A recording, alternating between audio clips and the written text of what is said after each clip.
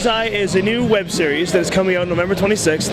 It's 24 episodes, about 10 minutes a piece, roughly thereabouts. They vary in range anywhere from about 5 to 12 minutes. The series is about a young boy and a coming-of-age story of this child kind of caught in the middle of an ancient war between the forces of good and evil that embody themselves in characteristics of angels and demons. So there's this overtone of this big battle going on in the background, and this kid is something a little special, and so they're both prophesying this kid that if they get a hold of him, they'll win the war. He's like the tipping edge of the thing. That's sort of like the overtone of the story. The third factor, which is kind of the interesting factor, is there's a new superhero kind of introduced, which are the humans. They're called Dreamweavers, and the concept of Dreamweavers they're people that they're basic human beings. So I'm kind of dressed as one that can use existential power to manifest thought into reality almost instantly, based off of humans being able to sort of do whatever they want to do if you just believe, right? So there's a lot of morals and stuff in the background of the whole thing. But these characters, the Dreamweavers, they're trying to protect this boy from the influences of both good and evil. So there's a real perspective thing going on, a little philosophy there.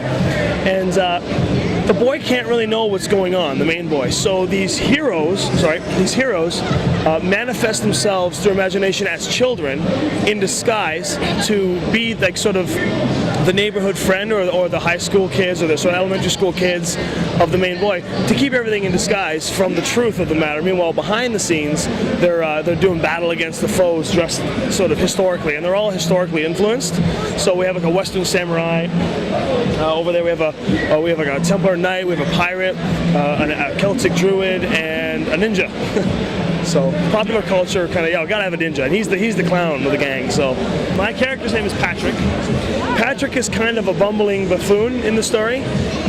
He's an intellectual inventor from London, England. And these characters are eternal, so they live for hundreds of years. My character's been around since the early days in London, England, it's 1700s. Made a big mistake as an inventor and burnt down half of London, and then in his disgrace moved away and tried. Basically, was just going to go check out the world, and then, that was it for him. He was so depressed, he didn't know what he was going to do. Ended up in Japan. Through the meditations of the Japanese culture and sort of collecting yourself and focusing and learning to forgive yourself, took on that samurai sort of belief in that honor system.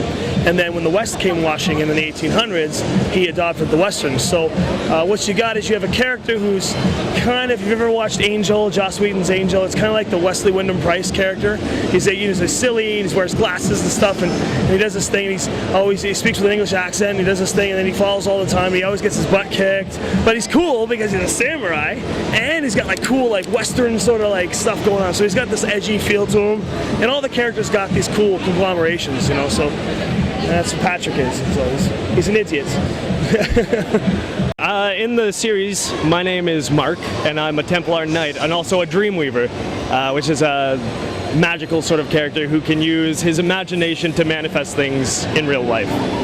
And I play Alyssa. I'm the swashbuckling pirate with an attitude. I originated in the 1600s, and I am also a Dreamweaver with the power to convert whatever I imagine into reality.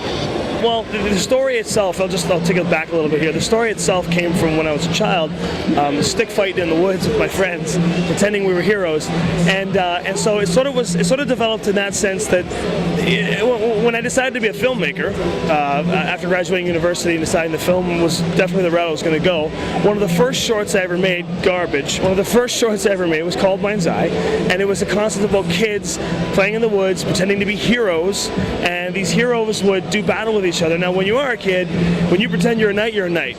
Doesn't matter. You don't have to have armor on, you're a knight.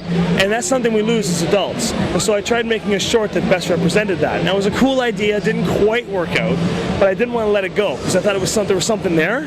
So I kept going with it, and then eventually it just sort of developed into this story, and I met my co-writer, Tom, or the writer, I should say, and the co-creator, Tom Brown, and him and I, we worked really well together in university on other stuff, and so when we came together to write the series, he really helped flesh it out into the story that it is. 5 seasons of this concept, and so really what it came down to was, instead of thinking about heroes or kids transforming into heroes, which is common, how about heroes turning into kids, which is really, it's almost like us trying to be childish again, which is kind of cool. And and making it acceptable. So I'm a filmmaker by trade. I make 100% of my living off of my craft.